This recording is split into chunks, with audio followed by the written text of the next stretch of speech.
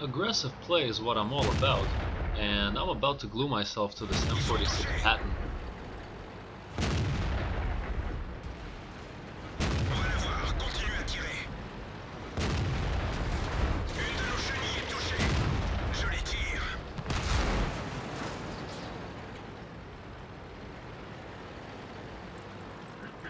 Charging a cruiser in my T-82, and looks pretty epic because I jump and I land and I shoot.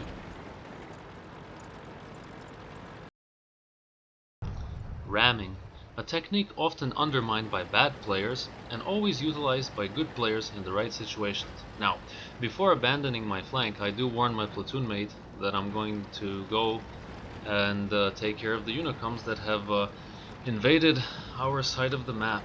They're not really Unicoms, but they have pretty high stats, blue and a green. They're both driving Rheinmetall Borsig Waffenträgers. And right now, they are pretty much sealing the deal in our already 47% chance to win game, because they came all the way across the map and are killing everything here. So, I'm going to go for the ram. Here we go. That was a good shot in the ram. Repair my track, and gonna try for another shot in the ram again, because I know I'm going down a hill and I'm taking him with me.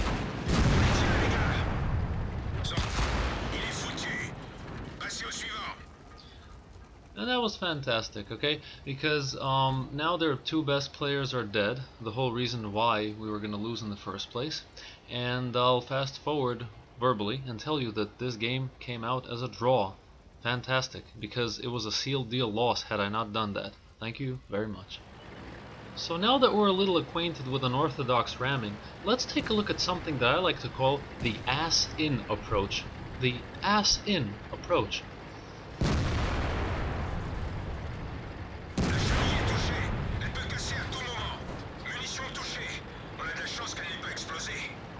And there it is, the ass-in approach.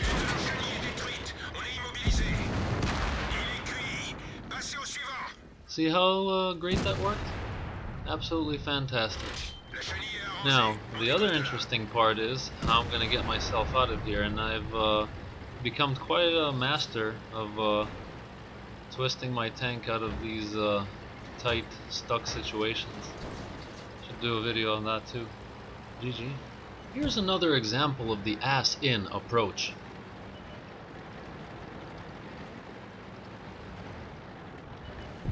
I'm in my T-82, and the T-18 will charge me.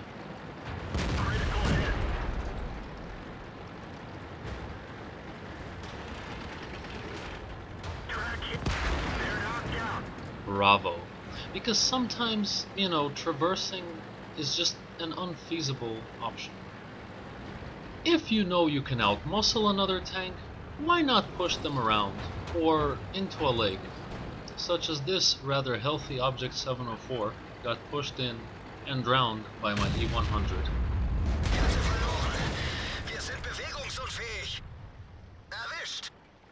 And that would signify that he drowned.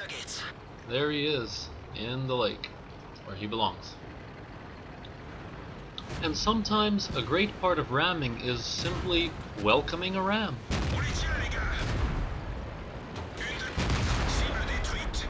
And I've actually seen tank destroyers kill full health scouts by simply letting them crash right in.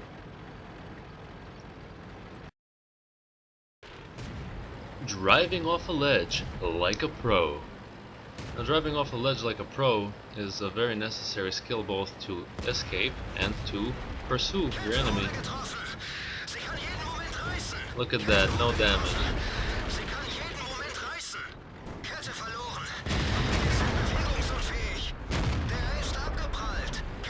Now, if you want to know how to safely drive off a ledge like that, join the BIA clan and I will train you. Driving off a ledge, double tap. Because I liked it so much the first time, I'm gonna do it again. So, but not yet.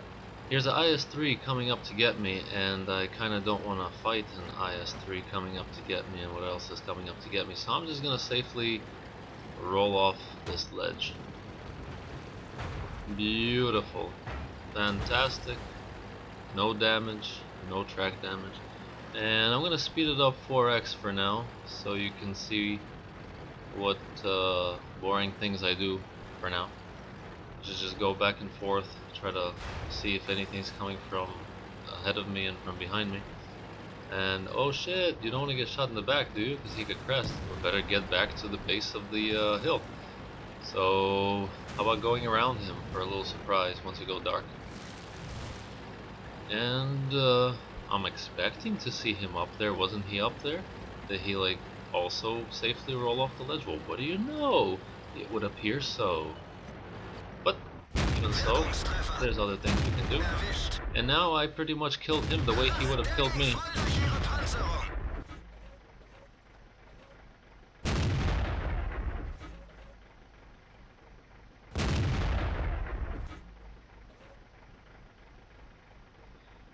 However, it is time to descend yet again for the double tap.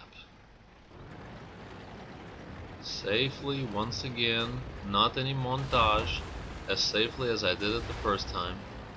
Very well executed. Hit me up, I'll reveal how I do it. Next video. Survivor.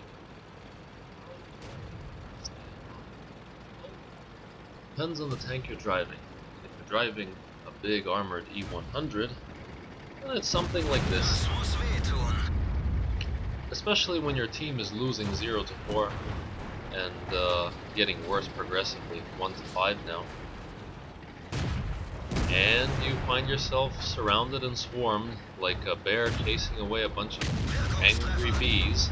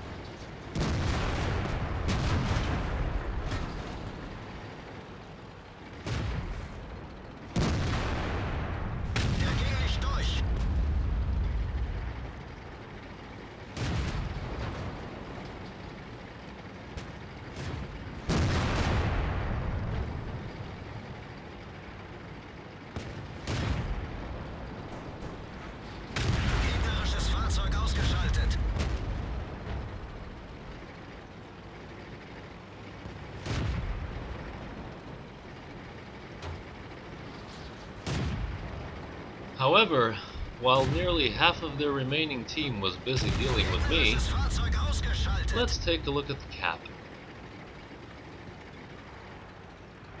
Run, Lemming, run. We have capped them out. Thankfully and luckily. Utilizing a dead tank. Utilizing a dead tank how? Well, let's see here. First, you have to make a tank dead. That's step 1. Let's see how that's done.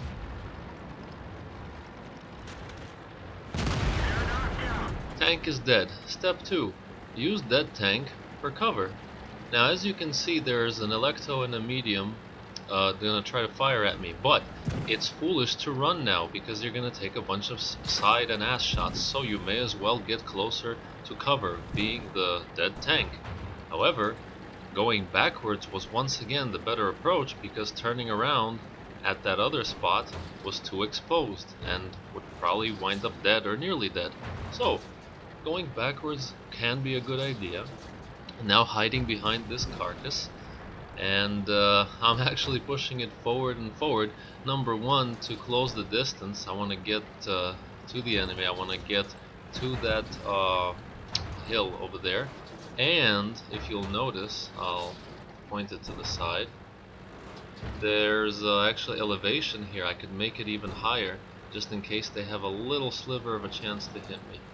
So I'm keep pushing, pushing, pushing this carcass, and it's also annoying them because it's like really toying with them. And this Electo loses his cool, gets a little impatient, but then gets a grip. Okay, now he's here. He's thinking, thinking, thinking. Oh, I keep pushing. Now I'm backing up. We're gonna do a little ring around the rosy dosey do with this dead ally of his. See which one of us cracks first. I don't care. My team is doing work. I can sit here all day. And yeah, it's important to zoom in and check once in a while if you have a sliver of a shot. It's also important when you're two derp tanks, don't be the first to fire and miss, because then you're on reload and that happens. You don't want that to be you. It could have been either one of us, whichever one prematurely pulls the trigger. And the rest of the game goes smoothly from here on in, so on to the next. This particular replay is from a team battle that we did, and I want you to take a look at something in slow motion.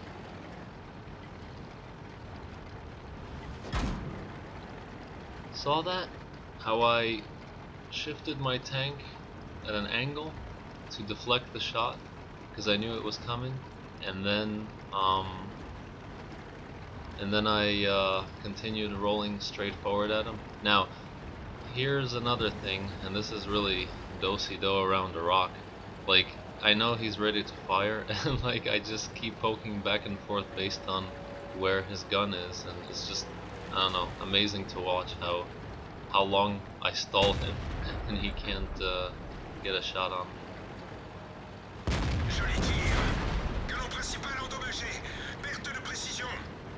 Well, except for that shot. Hit me in the gun somehow. That's weird. And finally, a chess match. It's 3-on-3 now. We have an artillery of tier 8, I myself and a Jagdpanther tier 7, and my friend, my platoon mate, in an E25. Now, I just took a shot from the left by the Pershing, and right now we're going to engage the KV-1S.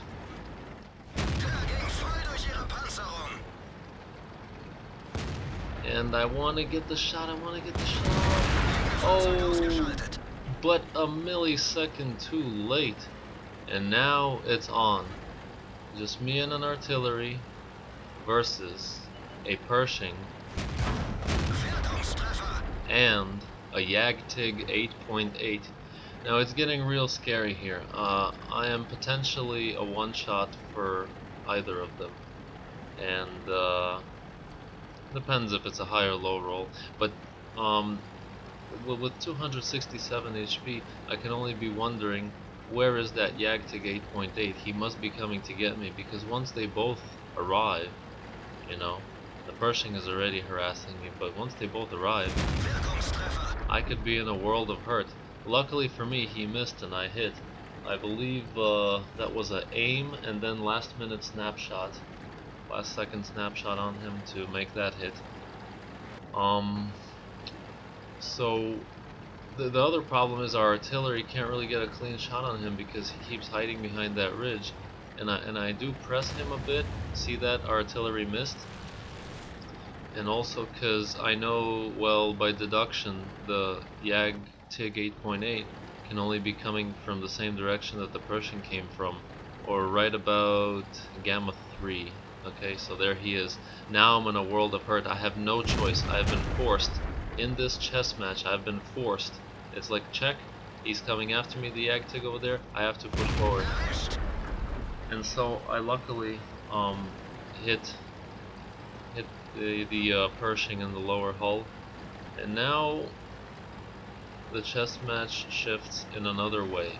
Because you see, you don't want to jump off immediately. That means he's going to charge the other way. What you want to do is put yourself in such a way that it looks like you're going to jump off, and you will be able to, but if he chooses to go around the other way, you could still back up and stay up there. You want to buy time because hopefully your artillery will be able to do something. But now, let's see, I lured him this way, and the artillery, fantastic. That made a world of difference. Hit him for 386 and took him down for 400 something health to a mere 55. And right now I'm going backwards. I thought that bushes are in the way, but I guess not. I somehow got lit through that crap, and yeah, don't want him to focus a shot on me, so I keep going backwards. And well, maybe this downed tree will act as camo and stuff. The other thing is, like, there's 4 minutes and 40 seconds now, and I could put pressure on Cap. I mean, he's gonna have to come to me, right? You want to keep giving him incentive to come to you, so that you are more ready before he is. And something funny happens. I don't know what he shot at me the first time, but the second time I think it was HE. GG.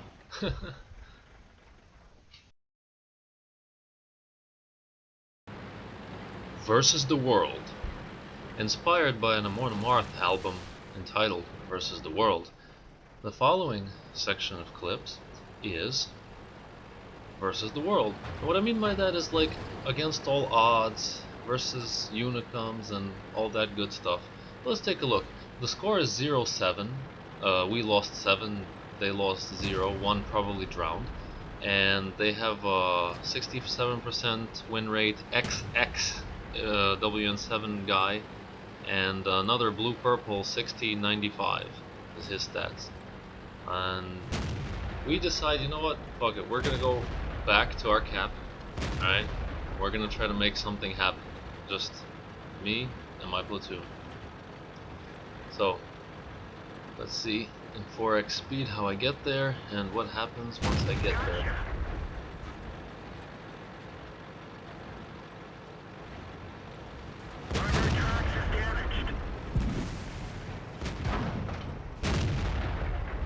Epic miss. Yay, hit the broadside of a barn.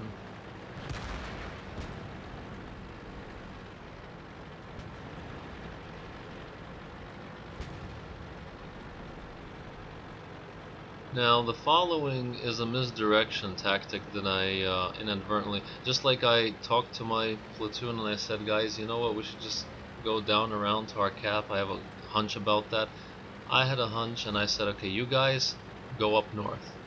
I alone will take care of the south here by our cap, and I tell you, everything had to be done perfectly to make that happen. Penetration. Enemy armor is hit. Enemy vehicle destroyed. Had one shell and chose to reload. Backing up. Another misdirection, because on the minimap it looks like I'm going the other way. Went dark. And I'm going this way now.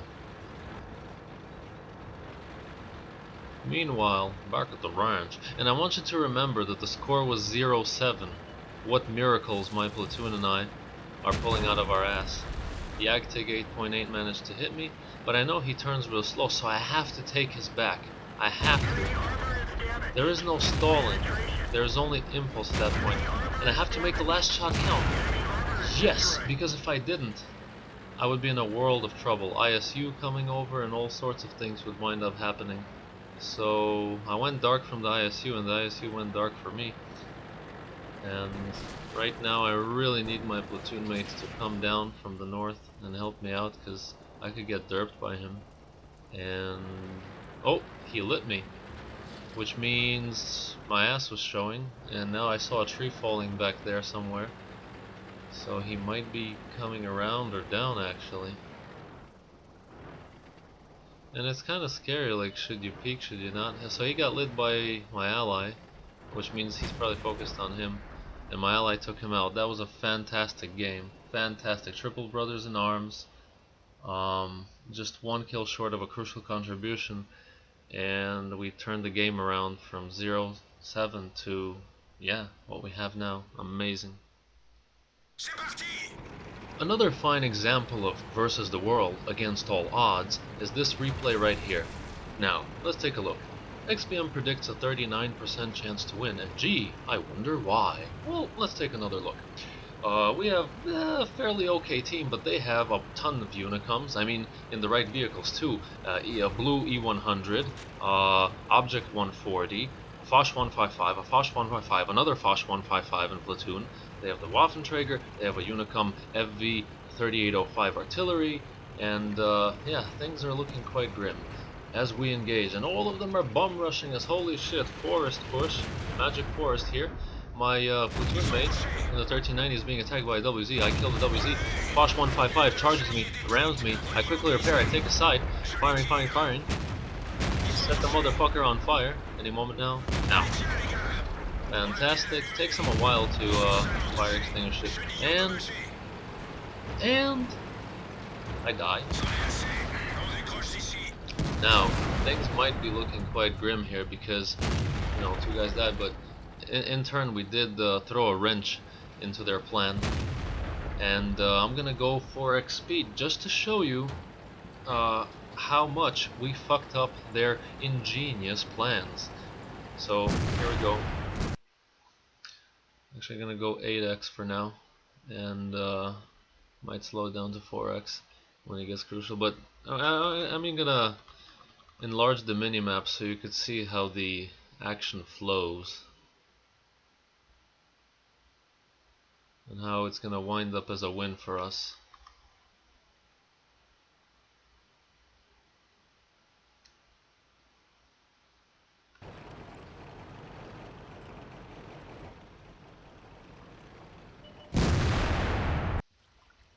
Fantastic. Absolutely fantastic. Miscellaneous. We'll begin with a replay of my friend Exin outplaying Waffenträger aus Panzer IV from the Rus clan. Fantastic ricochet off the turret. And mind you, that guy has really good stats. He's a blue player. Ooh, unfortunately he did land a hit into Exin. Let's see how Exin is going to maneuver, and outplay the guy. And there it is. Outplayed the Unicum. Fantastic.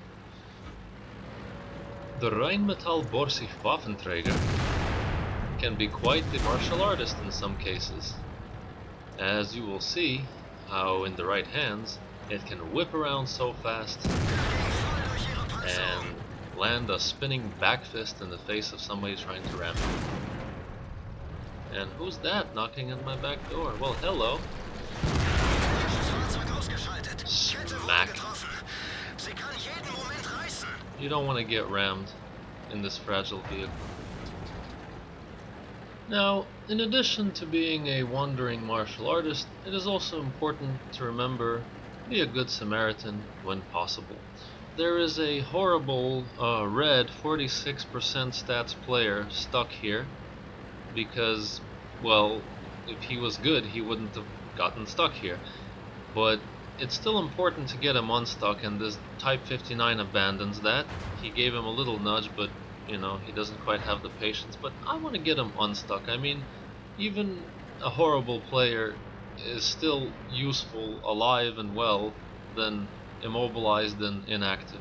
I mean, if he's inactive, then he may as well be dead, and you don't want him dead. So I stop and smell the roses while I'm continuing to push him. I actually get a kill on a Su 122-44 and proceed with nudging him out.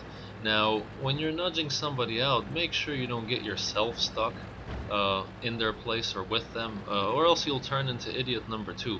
However, if you know proper techniques in getting out of ditches and all that crap like me, contact me in game. I'll reveal them to you.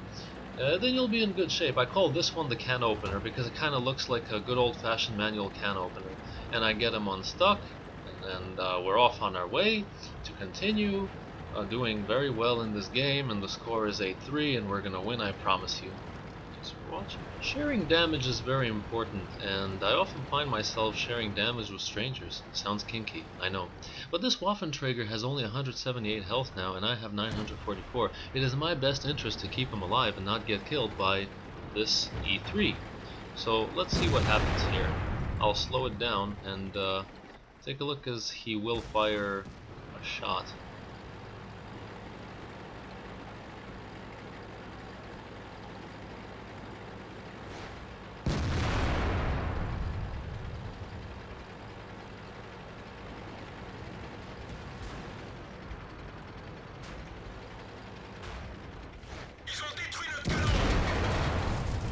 and I block the hit for him.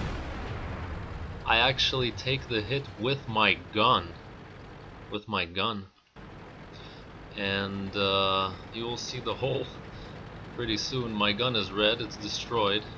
But at least he's alive and I'm alive, and we can keep on rocking. 2 guns better than 1, eh?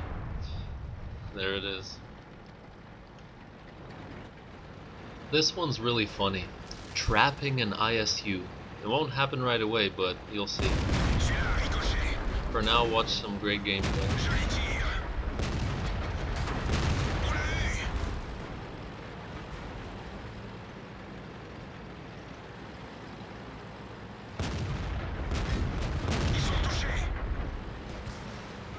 And here it comes.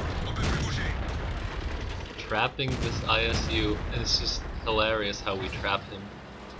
Side to side, let's go. And trapped. And every time he tries to shift either way, we keep him blocked. Sandwich. And there it is. ISU has been trapped and killed. Helpless, but merciless are we. On the same map in my Lorraine now, I just wanted to show some simping that I tried to do.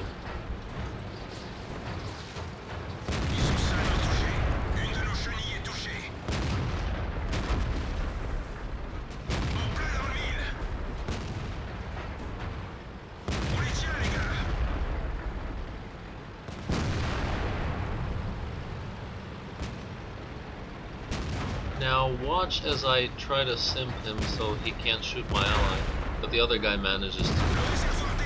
And I actually try to block this guy off from escaping so the Ferdinand would shoot him in the back. And fantastic, I successfully blocked him. But now the Ferdinand doesn't capitalize on me blocking this guy. Instead, he gets himself stuck like an idiot. He could have totally had that guy, and now the hunter becomes the hunted. Quite an idiot. I mean, I fed him the kill on a silver platter.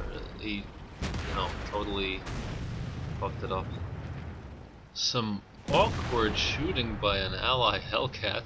I mean, look where he is and what he's doing.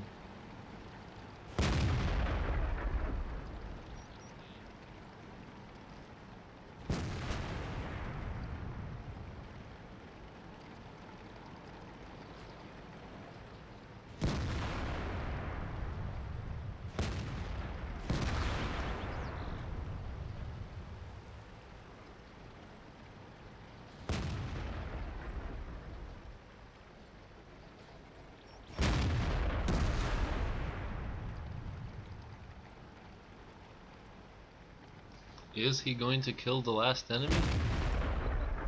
Not yet. He went into the glitch. Oh, he got shot in the track for 508. And holy shit, he killed the last enemy. Wow. Dropping off the donut and going for a flank. The timing has to be right, and right now the timing is very right.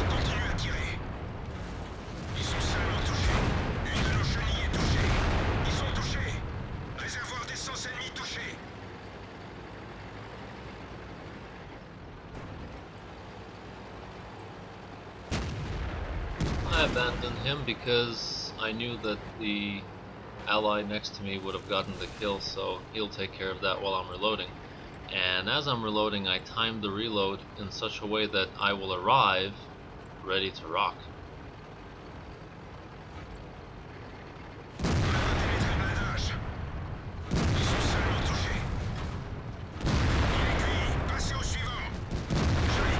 That was a helpless Waffen reloading. I mean, just looks so helpless when he's on reload. Now I'm kinda helpless because I don't want to get hit by the E4.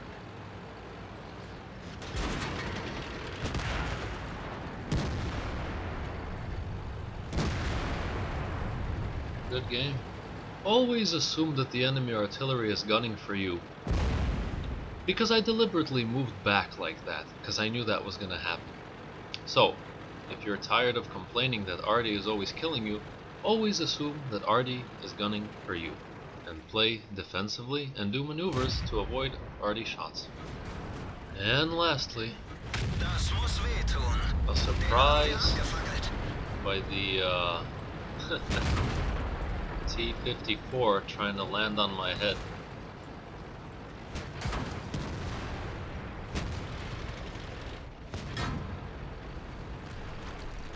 Gegnerisches Fahrzeug ausgeschaltet. Hello, where did that come from? Erwischt. But he killed himself trying to land on me.